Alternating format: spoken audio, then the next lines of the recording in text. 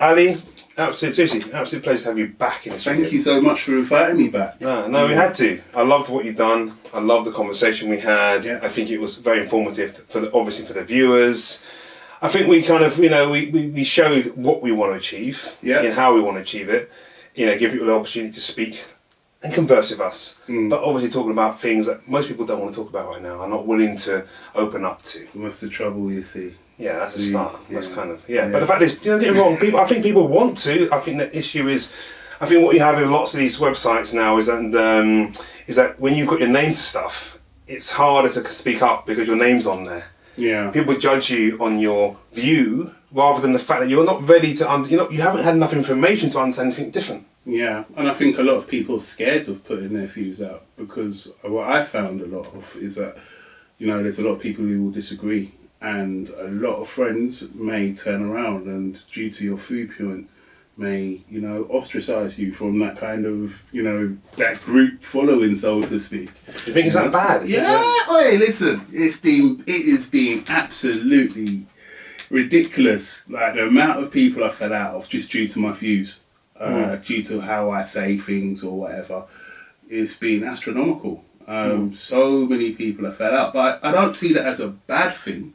I see it as, well, if that's the case, then that's your issues, it's not mine. As I said to you before in the previous work that we did before, I'm not here to, block people from their points of views, or, I'm not going to dismiss people because of their points of views. That's your point of view, and I have to accept that. But as I said before, it's the truth serum, and unfortunately some people do fail that test, so hey. We might have to do something whereby the questions that have been highlighted, some of the obviously points we've made to the last conversation we had. Yeah. I think maybe we need to do it. We need to do a show where we're literally just going over and answering those questions. Yeah. Do you think that'd be a good idea? Yeah. I can get you back in. All for it, 100%. Because today, sadly, I know we'd like to go, and everyone we probably want to come back on those things. I really want to come with some new questions. I think there's a lot of things that we haven't talked about. Yeah. But I want to talk about. And they didn't go too much into detail with. I felt sometimes like we did go into detail, but there was a lot more that we could have talked about and conversed. But I think that's down to people's responses. Yeah. I think we can't answer every question. Yeah, it's true. But what we can do is give people the opportunity to put some questions forward and answer what we can. Yeah. But I really want to, because I've been reading a few books. I've been reading, stuff. I'm going back to the books that I read a long time ago, and it's just thrown up a few things. And I'm thinking, you know what? If we really need to go further into this topic, maybe we got to ask some other more deep and enriching questions. Okay. So let's start with that. Okay, this is the one I want to put forward, and I hope you guys appreciate this conversation, and I appreciate the question I put forward first. Is true equality a pipe dream? Right. Do you know what? Let me just take you back a bit. I remember watching. It was an interview with Morgan Freeman. It was about 3 or 4 years back. And it was around the Black History Month period. And the journalist asked him, well, what do you think of the Black History Month? And he turned around and said, well, you're going to tell me about my history in 1 month. Yeah? So you don't agree with it then? Well, of course I don't agree with it. So it then became a question of him asking, well, what do you think of Jewish History Month? We don't have one. There you go. So another question came up was, well, what do you think we can do? Exactly the same question that we could do to improve equality. And it was simple. Forget that I'm a black person. Forget that you're a white person. Yeah?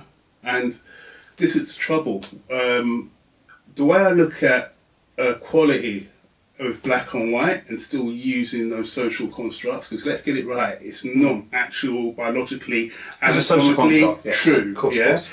Like black's an antonym for white. As I said before, they didn't call us black because of the colour of our skin. There was a lot more connotations towards that. There's a lot of stuff for the bogeyman as well, wasn't there? we used to be the bogeyman of old. In terms of when they were telling the stories, I think it shook a lot of people up. When I read this, and I'm happy to find where I read this. What was that film in? It was done in America. It was a really old film. I can't remember what it was called again. But basically, it was to do with the North and South and Civil War, and basically the South were looked at as the martyrs. Obviously, they lost, obviously, and they looked at it as the black man was the rapist, the animalistic. Oh yeah, no, that's the that's the film about? that was made. Was it not for the Nazis? Made that book? Wasn't it a film that was made by the Nazis? No. It was made just before. God, I know the film. 1990, Nature of the Beast or something like that. I know the film, and they show the black man is a rapist. Yeah, it's criminal, and not a brilliant film, but it's the heroic woman who threw herself down from the mountains. Yeah, so she wouldn't get rather raped than by the animalistic black man. So God, I know that film. I've watched that film. It's a case of if we could eradicate. We'll find it. We'll put it up so everyone can find it. The thing is that when you read a paper. You'll always have something to do in regards to somebody's skin code. So therefore it puts ideas in your head straight away. You know? Well, you don't really. You don't have that when it relates to white people. No. Or our white brothers and sisters. Because they don't need to. And that's the funny thing. But it's like, and I always found it very, very weird. Why? So yes, obviously we're talking about this stuff in relation to the fact that how are we going to gain true equality? Yeah. If we basically ignore these labels, if we ignore these things that basically separate us, exactly, create fear within communities, create fear generally in the press. Because I imagine, there's no way. How can you be treated equally if you're if you've everything you've read about black people has been in the media and it's been so negative? Then for the first time you meet a black person, how are you going to perceive him? How are you going to portray him? You know, you're going to imagine, think, oh my God, this is the person that I've been so afraid of. Hence the whole kind of, I told you, the bogeyman, which is where young kids were told those stories about the bogeyman, and the bogeyman was a black man, or the Candyman. You know, and so when they finally met one, they were like, oh my God, but is he going to eat me? No, he's not eating me. But why is he standing there? Okay, he's not eating me. Let me throw a stone at him and see if he does something. You know that when they actually thought we had tails, when we was actually because of the whole. Yeah, because the zoos. And the only way that I can actually see equality is once we start to realise that we're one human group, and we start to, how can I say, stop using eugenics to explain how a person acts due to their skin code, because, you know, you hear something like, for example, black man's timing when they're late, you know. You hear, all black men love chicken. But those are stereotypes. But they need to be eradicated, though, because I know stereotypes. Eradicated. I mean, isn't that taking away free speech? Is this now, trying to control the narrative? Yeah, it is controlling the narrative. But the way for true, actual freedom in regards to it is by basically letting it be a system of where it's etched out slowly but surely. Yeah, but we start to actually preach that we are human beings. Yeah, of course. But I think that I think the way these stereotypes. I was saying Scottish for a second there. The way these stereotypes are changed or removed would always be solely, in my view, is that when you actually stop falling into the stereotype, the narrative. If you are lazy, then you're lazy. Sorry, you fall into the stereotype. If you're not, okay, clearly for me, I work really hard. Of course. But what I mean is, so why would you align yourself to a skin code or a colour for that, and then say, well, because you're that you just represent all you other blacks. That's racism. But that's racism. But that is racism. But still a stereotype. But not everyone who has a stereotype or thinks someone's got a stereotype is also. I don't think because someone's thinks that person's a certain way makes them a racist. I think I didn't say racist. I didn't call label anybody a racist, because I see racism on a whole different plateau. I don't see racism just from what people say. Racism needs to have some form of political force for it to be racist. You know, I don't see racism from just what people say. I see racism in the fact of an act. So therefore, if, for example, if I can't get a job in a certain field, okay, and the political system or the government system shows that I can't do that and plays that, then that's racism. You see what I'm saying? Yeah, of course. You know, I don't see somebody, as I said before, putting a stereotype, and I don't see that's racism. I don't see that as racism. But what I'm trying to say is that if we still have those stereotypes in there, then it still plays to the narrative. You see what I'm saying? I would say that basically, I think generations need to I think some people have said people need to die, and that's not something I ever want. We all want to live forever. But when generations have these ideas and they don't want to give up these ideas because it's easier, to put people in boxes, then you're always going to have these problems. I think when obviously if people decide to change those views because they think, actually I've met a few people, like for example, imagine me, people think, they can look at me in a stereotype, but then I prove them something differently and they go, actually, he's a bit different from the rest of them. And that's wrong, that's wrong, because then you're generalising, but the point is, it's those, the continuation of those types of things. It's hard that actually because you've been those channeled things. for so long, and it's hard to break that chain. It really is. I like to see myself as an individual. I don't like to see myself. Obviously, I'm African. I'm proud of that 100%. And yes, I am the skin code black. I'm proud of that as well. But I don't want to be stereotyped into what a black man should be, or how I should act, or how I should speak because I'm black. To me, that's just that to me is actually defeating the narrative, and that's controlling. You're talking about what's that whole idea of Bob Marley said about we are chained. We're slaved. We're slaves to whatever. What's it called again? You're a slave. That whole thingy, mental slavery. Mental slavery. Yeah, that's mental slavery. We keep ourselves trapped in that box. Exactly. But what about people thinking, be more thick-skinned? Why aren't they thick-skinned? Why can't they just let it roll off? Why? I would say I'm thick-skinned, definitely. Because people will say, well, come on, we should be more thick-skinned. We should let it affect us. Why we but so it does affect, though. That's the point. That's the point I'm trying to say. You can't say don't worry about it. Just get yourself up a bit. Do you know what I mean? At the end of the day, it's centered around you. Yeah. It's highlighting you. It's putting you in the spotlight where they're not being put in the spotlight. Yeah. And not everyone, as you said, can deal with that spotlight on them all the time. Yeah. Is that something you'd say? Yeah. So it's funny enough that you'll find kids will actually put themselves in that kind of derogatory kind of appearance or whatever, just to fit into that narrative of belonging and being black. Because I went through that. Well, I want to go more into that because obviously the way I form my questions, but a lot of the stuff we're talking about, we always fall into other things that I want to discuss. It's great because obviously, again, it's so wide. It's wide and people, varied now, and people, they are, the way people look at questions now. Questions aren't straightforward. There's so much more nuances to a question. So I'm glad we're covering those things. But anyway, let me go into another question here. Cool. All right. One thing I've shared on Facebook is the desire to resolve some of the issues black people have within their own communities. Okay. We know poverty is a factor, but what can we do to end black on black crime? Ooh, now you got me in a real dodgy thing. And that falls very nicely into what you were talking about. I'm so against the narrative of black on black crime. I really am. I detest that because what you're actually saying is that forget the environment, forget the economic and social pressures. Due to your skin code, we have a problem with my next brother or whatever because we are going to kill each other because of my skin code. Like, I'm not being funny or nothing. If you look at Glasgow, which was called the murder capital of Europe, they were doing exactly the same things as you find in London kids doing. So rather than them looking at it and saying it's white and white crime, they're looking at the environment, the poverty in regards to unemployment, the educational system. And unfortunately in London, where you'll find a lot of black kids, you'll find them in these areas.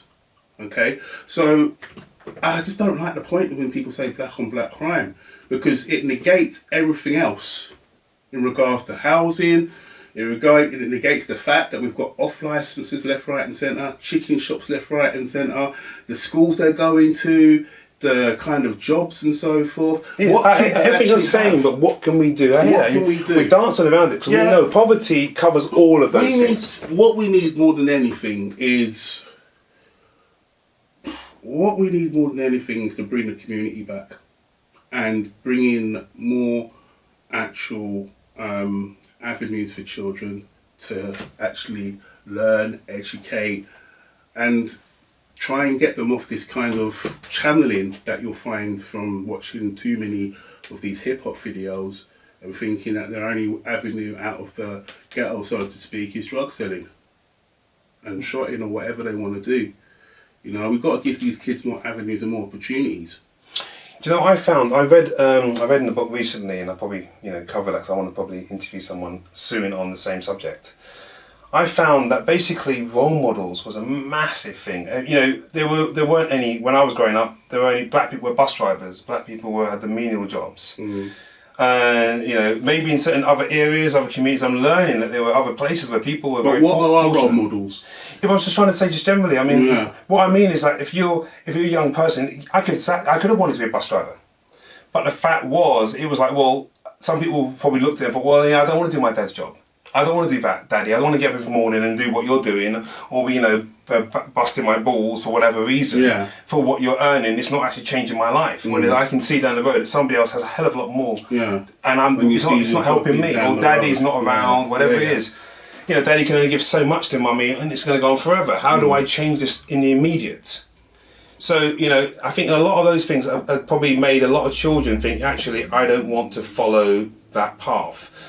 If you were lucky enough to have members of your family, for example, if you were from Nigeria, you were maybe in certain echelons in the Caribbean, and you saw, or you lived in the Caribbean previously, and you saw like a migrant, and you had this different viewpoint, like, okay, I know in my country people are doing these things. They're teachers, they're lawyers, they're bankers, whatever they are. You come to England and you're like, okay, it's not happening here, but I can do that too. Because you've seen that different. But the educational system over here negates that for black kids. Who, like I was saying before, who are actual heroes? Who do kids look up to? Kids will look up to, for example, when we was younger, it was all about Scarface. Even though Scarface to me is a tragedy. Though it's the whole idea and the concept of coming over and making loads of money from selling drugs or whatever. And all our, bill, you mean? Yeah, and all our kind of hero, all the kids look up to are deviants. No one's looking up to that lawyer. No one's looking up to that person. But they didn't. But as I said to you, there weren't black lawyers. There weren't no black representatives to support you in that regard. You went to a police station. It was only white police officers. It was white police officers hashing you on the street. And we're going to talk about this again. But it's like these are the things that were a concern. So. What I want to think about is how can we change things? How can we change the way that people are perceived? But more importantly, how can we change, the way young people look at black people, look at their own communities and say, okay, actually, this is what I want to do. And I don't just want to be a rapper. Okay, they can make billions, but I also know I can have a safer life. I've got anything against rappers because at the end of the day, we know a lot of rappers do a lot of great things too. But the point is, we know that there's a certain lifestyle you have to live to get there, to be respected by other rappers, and that's the only concern. And what you have to be a drug dealer, you have to be all these things. Have all got degrees. You think they're stupid? They're not stupid. Yeah, they're not stupid at all. Lil Wayne, he's got a degree. Can't remember what it's in. Yeah, but they're not going to tell. Yeah, but they're not going to tell. They're not going to tell you that. That's the problem. Exactly, that's the idea. That's the whole problem. They're going to give you the negatives. They're going to show you about the street life and so forth. But not being funny, most of these rappers don't even come from the street. And if they did come from the street, that's another honest statement. They've actually, climbed themselves over that. But yet they'll paint a picture because they know it sells, unfortunately. And that's the problem, you see. Who's selling it? Who's actually selling it? Well, that's the record companies. Who runs the record companies? Do I really want to go into that? Well, but anyway, I'm going to have that conversation with you later. We're going to have this conversation. Really want to? We're going to go deep. We are. My thing is, Class to View. It's all about just having a conversation, and it's about putting it out there. People will come back with these things. They will come back and they'll say, "Well, who owns the record companies?" That's the point. Yeah. But anyway. We need to think about how we can change it. No, we can't obviously have that conversation now. We're doing it and we can go all day with it. So let's move on to the next one. Because what I hope is that people will come forward and tell us their ideas on how we can change the community. To tell honest truth, it's a real question, something which I don't think platforms like this help. But unfortunately, it's the the forces that be, the media, the educational systems that needs changing. Well, we're here. This is where we are. This point. is the question I'm asking you now. So fabulous for that. Our white brothers and sisters often say that they can't understand racism. Yeah. Can you consider any ideas to have better understanding of others' experiences of race?